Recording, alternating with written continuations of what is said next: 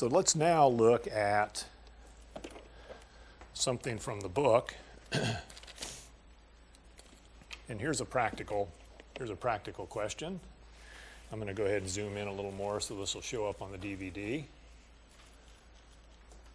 Atmospheric pressure.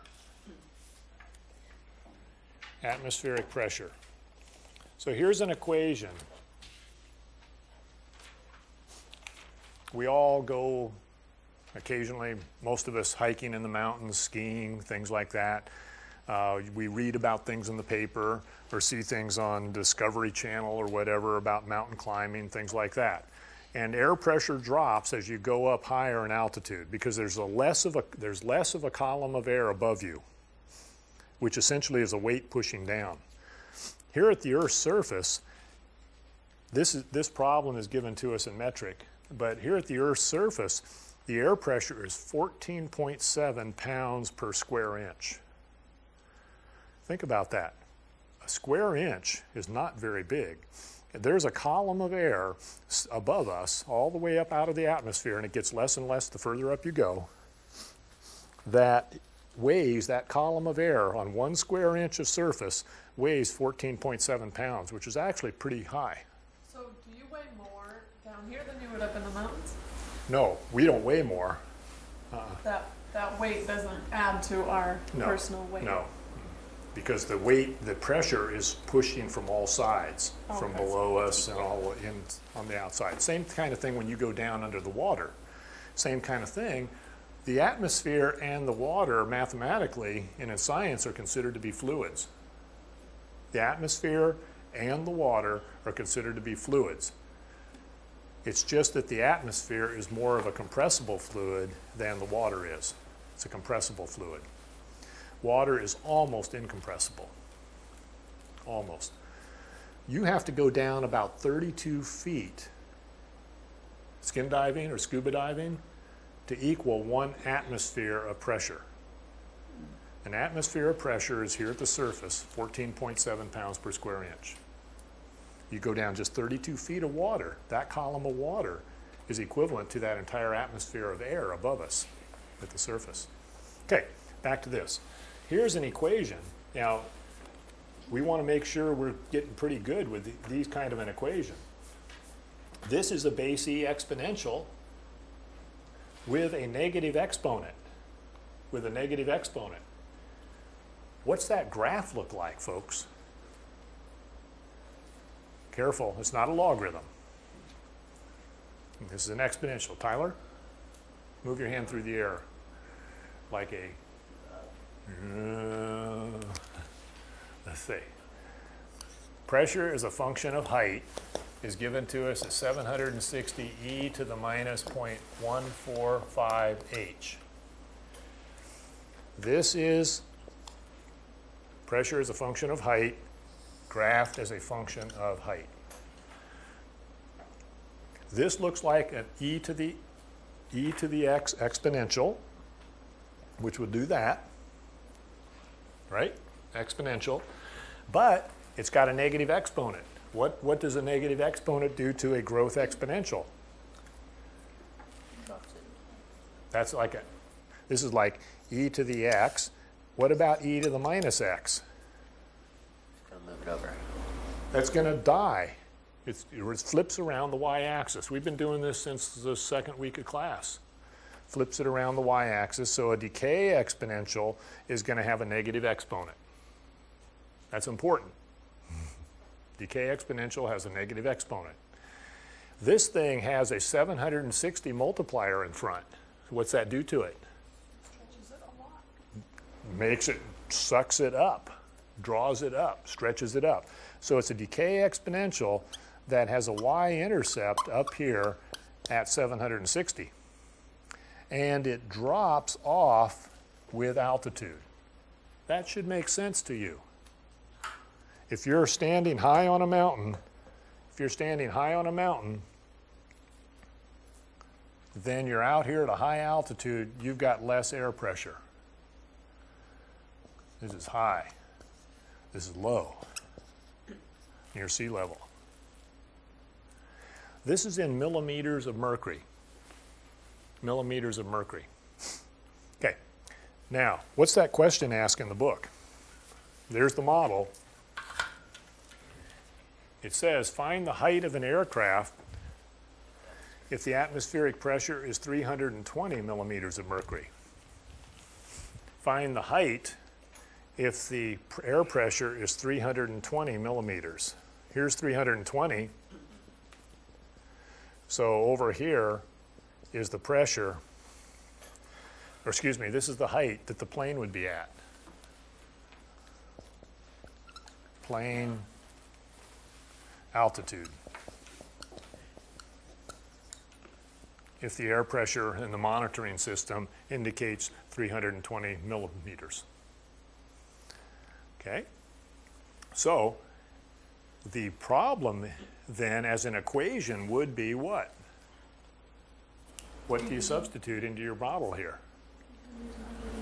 320 in for, careful. This is pressure here. Pressure is what was known. So the other way around. 320 is the pressure.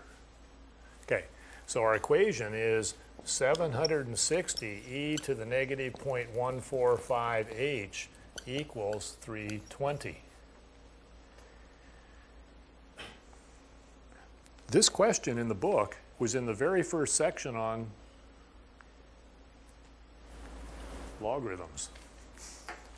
But this was before you learned how to use the power rule, I believe. Yeah.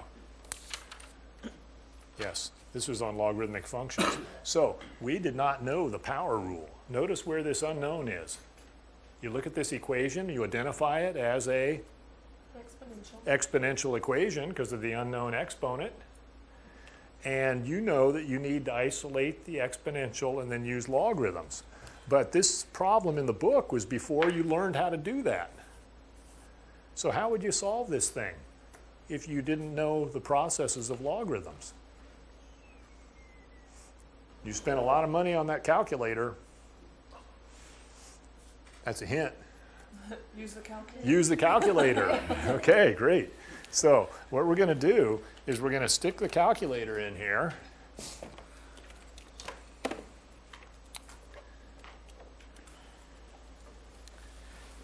And aren't we looking for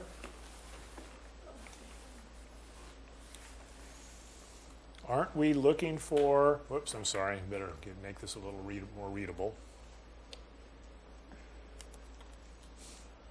Here we are. We're looking for this unknown right here. I suggested the other day with a different kind of problem, a different style of problem, what's the best way to solve an equation? Is do what with the equation if you're going to use your calculator? Move it all over to one side. Move it all over to one side.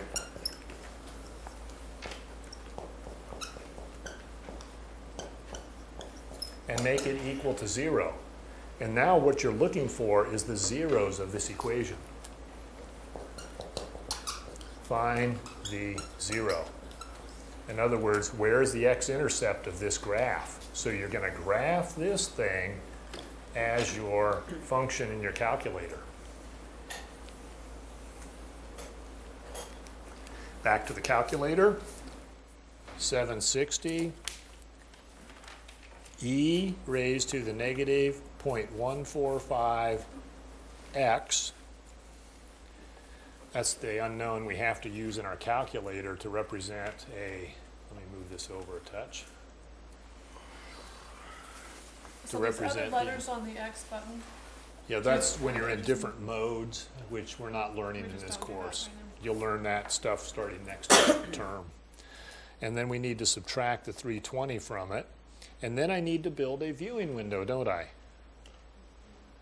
Okay, so we have, think about this idea of this graph. Here's the graph of the original exponential function. Come back here to the screen for just a second. Okay, here's the graph of the original exponential. If I took this equation here and subtracted 320 from it, what's it going to do to this picture? Move it down. It's going to move it down 320, and look what happens to this point, folks. if I move this graph here down 320, where's that put this point? A 0. Right here, doesn't it? It puts it right here. And so what's going to happen is we're going to get a parallel graph that looks like that, and what we're going to do with our calculator is find that 0 right there. And that'll be the plane's altitude. Okay, so this is the equation, this is the graph here of this equation where minus the 320.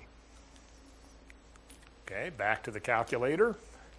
We set a viewing window from, say, 0 to, and I think this is in kilometers, so let's go out to, say, 10 kilometers and put tick marks every kilometer, and then vertically represents the air pressure in millimeters.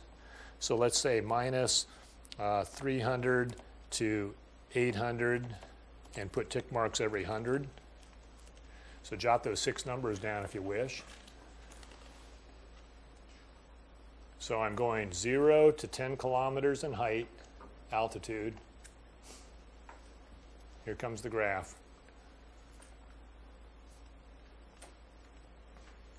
And you can see 1, 2, 3, 4, 5, 6, looks like around 5.5 kilometers we're going to be at the air, where the air pressure is 320 millimeters. So then I use my calculate feature and find the 0, number 2. Left bound, that looks pretty good right in the middle of the screen there. And then right bound, I can use my arrow keys and move across it over there. And then come back with the arrow keys somewhere in between to eyeball where we're going to get this. And you can see here's our answer at 5.96 or 97 kilometers. 5.97 kilometers. H is about 5.97 kilometers. So the pressure at 5.97 is about 320 millimeters.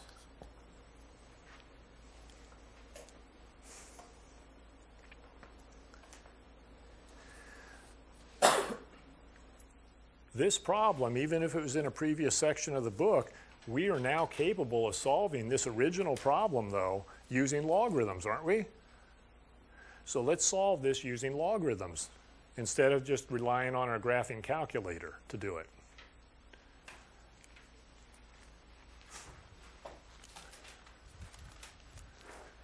Questions so far on this? Erase the graph. And so I want to use logarithms to solve this equation. So this is called an exponential equation. Exponential equations. How do we solve exponential equations? I've said it before. Isolate the exponential. Isolate it. In other words, I would divide both sides by 760. And so I get the exponential isolated. That's going to be 32 over 76. No, that reduces, doesn't it? 16 over 38. That reduces again. And that reduces again by 2 to 8 over 19. A little arithmetic there for you. Is this okay, Kyle? Right? Okay. So you isolate the exponential when you see an exponential equation. Now we've got it isolated. This exponential equals 8/19. And then do what? Log both sides. Take log of both sides. Everybody agree with Melissa? Okay. Log both sides. What base do you want to use? E.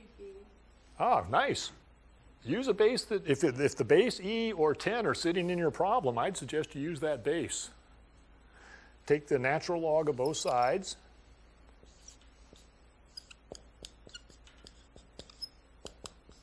Do it to both sides, folks. And then, Taylor was good at this. The exponent pops out in front. So negative 0.145h, natural log of e, is equal to the natural log of 8/19. But the natural log of e is the exponent of e that gives you e. That's a 1. We like that. And then so your h value then exactly is the natural log of your 8/19 divided by this negative 0.145. Now you punch that on your calculator, and I will guarantee you, you'll get 5.97. Happens to be kilometers. And you'll get that whole nonsense, 5.965. Yes, blah, blah, blah. yeah, yep. Okay. So I tried to make some connections with you today on the understanding the numerics of what a logarithm is, and then seeing the graphical connection. And then we had time to come over and look at an application problem where we were able to use our graphing calculator and no logarithms, just our graphing calculator to solve this problem. But then we also now have the ability to take an exponential equation, isolate the exponential, and use logarithms to then solve for a precise answer, an exact answer, and then you can use your calculator with that proper logarithm, natural log in this case, to end up with that answer. Okay, I think that'll do it for today. We're going to continue in the next class session with more of these things. Okay? So we'll see you on Monday. Is it okay if the... Yes, me friend, them set me free again.